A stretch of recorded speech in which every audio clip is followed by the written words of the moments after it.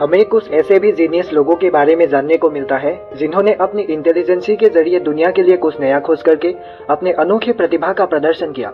मजेदार बात तो यह है कि यही जीनियस लोग अपने जीवन की एक समय में अपने अजीबोगरीब आदतों की वजह से दुनिया से ताने सुने और पागल कहलाए। किसी ने कहा था, पागलपन से ही उद्भाविका शक्ति जन्म लेता है। अपने प्रति दुनिया की विचारधाराओं की परवाह ना करते हुए कुछ साइंटिस्ट अपने काम को लेकर इतना व्यस्त हो जाते थे कि उन्हें किसी भी स्थान और काल की ओर ध्यान ही नहीं रहता। मुझे बस खड़े होने के लिए एक जगह चाहिए, फिर देखो मैं धरती को ही हिलाकर कहां से कहां कर देता हूँ। अपने सिद्धांतों के बल पर ऐसा घोषणा करने वाले आइए इस महान वैज्ञानिक और गणितज्ञ आर्किमिडीज के बारे में बात करते हैं। आर्किमिडीज ग्रीक गणितज्ञ और वैज्ञानिक थे। एक बार यूनान के राजा हिरोन ने एक सोनार से सोने का मुकुट बनवाने के लिए राजकोष से उचित मात्रा में सोना प्रदान किया। तय किए हुए समय पर सोनार ने एक सुंदर सोने का मुकुट बनाकर राजा हिरोन के सामने पेश किया, लेकिन मुकुट की बनावट को देखकर राजा को उसमें चांदी की मात्रा में मिलावट होने का आशंका हुआ। राजा ने मुकुट की बनावट पर जांच करना चाहा, लेकिन उनके सामने दुविधा ये थी कि मुकुट को बिना क्षति पहुंचाए कैसे जांच किया जाए। इसलिए मुकुट को बिना हानि पहुंचाए जांच करवाने के लिए राजा ने आर्किमिडीज को याद किया। बस यही से आर्किमिडीज दिन रात इसी बात की सोच में डूबे रहते थे। इसी बात को सोचते हुए एक दिन ये महाशय स्नान कर रहे थे। जैसे ही वो बाथ टब में नहाने के लिए बैठे, तभी टब के अंदर का पानी टब के किनारे से बाहर निकलकर गिरने लगे। इसे देखकर आर्किमिडीज गहन चिंतन में डूब गए। यहीं पर अचानक उनके मन में यह सिद्धांत आया कि किसी पानी से भरे हुए बर्तन में किसी वस्तु को डाला जाए तो बर्तन में से उतना ही पानी बाहर आ जाएगा जितना उस वस्तु का आयतन होगा। इसी सिद्धांत से उन्होंने मुकुट की बनावट के बारे में पता लगाया।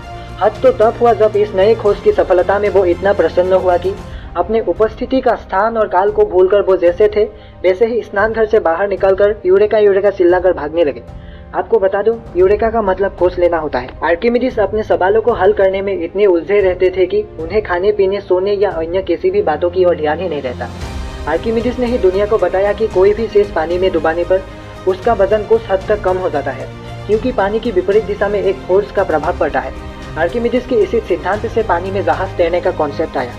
राजा हिरोन की आग्रह पर ही आर्किमिडीज ने विलासितापूर्ण यात्रा के लिए, बड़ी मात्रा में सामानों की सप्लाई के लिए और नौसेना की युद्ध अभ्यास के लिए प्रयुक्त सिराकुसिया नाम का प्राचीन जमाने के सबसे बड़ी जहाज का डिजाइन किया था, जिसमें 600 लोगों को ले जाने की सक्षमता थी। उनकी एक और खोज थी द क्लॉ ऑफ आर्किमिडीज। ये एक हथियार है जिसे द शिप शेकर के नाम से जाना जाता है।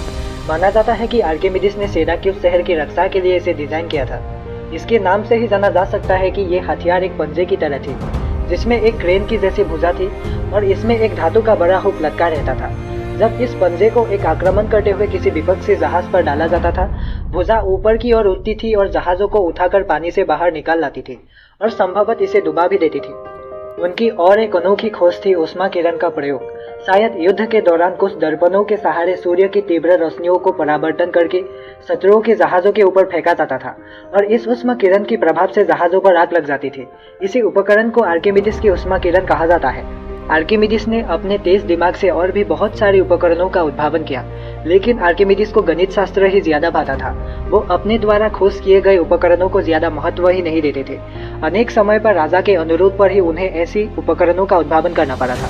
उनके लिए तो ये सब गणित के साथ किया जाने वाला एक मजाक था। अपने समय में आर्किमिडीज भौतिक विज्ञान और गणित के क्षेत्र में अप्रतिद्वंदित थे। उस समय में उपलब्ध सीमित ज्ञान से ही उन्होंने विज्ञान के क्षेत्र में इतना उन्नति साधन किया, जबकि उनके मृत्यु के बाद भी कई सालों तक किसी भी विज्ञानियों ने उनसे ज्यादा कुछ भी विशेष नहीं कर सके। लगभग 3 सालों तक आर्किमिडीज ने अपने अनोखी हथियारों से सिराक्यूस शहर को रोमानियों से रक्षा करके रखा था। इसी वजह से आर्किमिडीज रोमानियों के लिए बहुत बड़े दुश्मन बन गए थे। लेकिन सन 212 में रोमानियों के द्वारा सिराक्यूस शहर की घेराबंदी के दौरान रोमानी सेना आर्किमिडीज को पकड़ने पहुंचे। लेकिन उस समय पर आर्किमिडीज गणित के कुछ सवालों के समाधान में व्यस्त थे। इसी व्यस्तता की वजह से एक रोमानी सैनिक की बातों के प्रति ध्यान न देने के कारण उसने गुस्से में आकर अपनी तलवार से आर्किमिडीज को मार डाला। मरने से पहले आर्किमिडीज ने चिल्लाकर बोला था कि मुझे मार सकते हो, लेकिन मेरी बनाई हुई चित्रों को नष्ट मत कर।